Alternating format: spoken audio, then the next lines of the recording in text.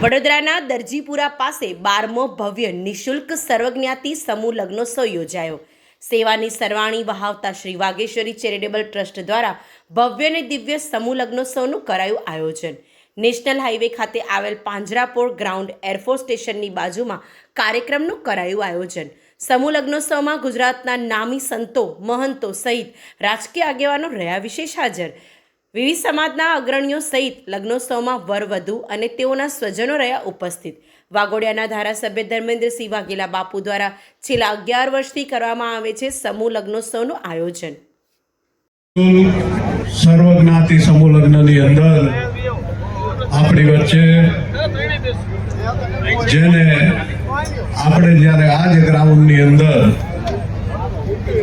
પહેલા સમૂહ લગ્નની શરૂઆત કરી ત્યારે આપણા પરમ પૂજ્ય આદરણીય નવતમ સ્વામીજી પધાર્યા અને એમને એ વખતે મને આશીર્વચન આપેલા।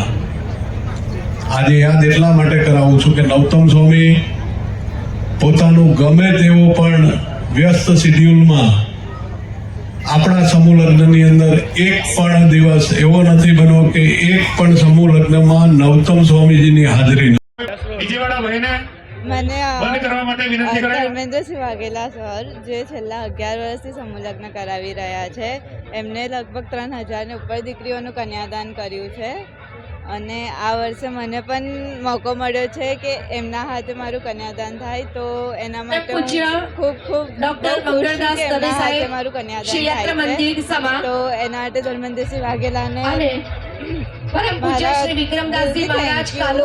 જીવનું સ્વાગત સન્માન અભિવાદન કરવા વિનંતી કરીએ છીએ।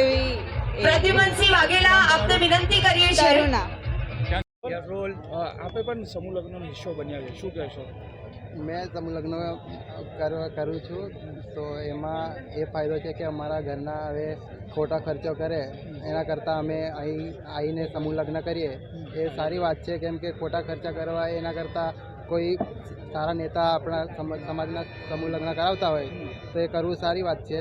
અને અત્યાર સુધીમાં તો અહીંથી લગભગ 3000 છોકરીઓ જેટલી વિદાય સમૂહ લગ્ન કરીને વિદાય લઈ ચૂકી છે, જે ધર્મેન્દ્ર વાઘેલા બાપુ તરફથી કરાવવામાં આવી રહ્યું છે। શું સમાજને શું મેસેજ આપશો? કારણ કે સમાજને તો મેસેજ આપીશું કે આપણે સમૂહ લગ્નમાં ભાગ બને તો સારું છે, કેમ કે ઘરે જેટલો ખોટો ખર્ચો કરવા એના કરતાં કોઈ જગ્યાએ સારી રીતે સમૂહ લગ્ન થતો હોય ત્યાં કરાવે તો સારી વાત છે। સિદ્ધરાજશ્રી, ગુરુરાજશ્રી અને લોકો લગ્નમાં લાખો કરોડો રૂપિયા એક લગ્નમાં ખર્ચા કરતા છે, તમે એક સમૂહ લગ્નનો હિસ્સો બન્યા છો, સમાજને શું મેસેજ આપવા માંગો? સમાજને એ કે એવું કંઈ સમૂહનું બમૂનું કંઈ રાખવું જોઈએ નહીં, કરવું જોઈએ સમૂહ બમૂનું, સારા કહેવાય લગ્ન બગન। જે આયોજન રાખ્યું બહુ સારું લાગ્યું। જે રીતે લોકો લગ્ન કરતા હોય છે, લાખો રૂપિયાના ખર્ચા કરે છે, એનાથી બચાવી શું માનવું છે? હા, ઘણો બધો ફાયદો થાય। શું ફાયદો થાય?